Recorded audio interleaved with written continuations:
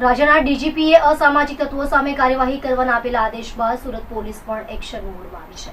Police દ્વારા અલગ અલગ વિસ્તારોમાં કોમ્બિંગ અને સઘન પેટ્રોલિંગ કરવામાં આવી રહ્યું છે, તો બીજી તરફ સુરત ક્રાઇમ બ્રાન્ચની ટીમે પણ અસામાજિક તત્વોને ઝડપી પાડી કાયદાનો પાઠ ભણાવ્યો.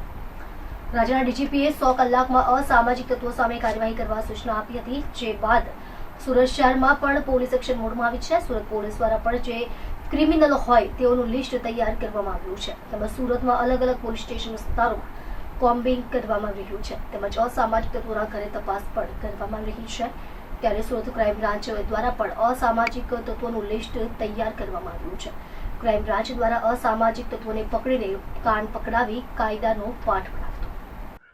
ડીજી સાહેબ દરમિયાન 100 કલાકની અંદર ગુજરાત પોલીસને એક ટાર્ગેટ આપવામાં આવ્યો હતો કે અસામાજિક તત્વો કે જે body offence, property offence, organise ક્રાઇમમાં અલગ અલગ ગુનાઓમાં સંડોવાયેલા આવા માણસોને આઈડેન્ટિફાઈ કરી એમના વિરુદ્ધ એક્શન લેવા માટે સુરત ક્રાઇમ બ્રાન્ચ દ્વારા એક લિસ્ટ તૈયાર કરવામાં આવ્યું છે, જેમાં 1200થી 1300 માણસો જેટલા અસામાજિક તત્વો, જેમાં 300થી 400 હાર્ડકોર ક્રિમિનલ અને બીજા બોડી ઓફેન્સના અને પ્રોપર્ટી ઓફેન્સના અન્ય આરોપીઓને આઈડેન્ટિફાઈ કરવામાં આવ્યા છે.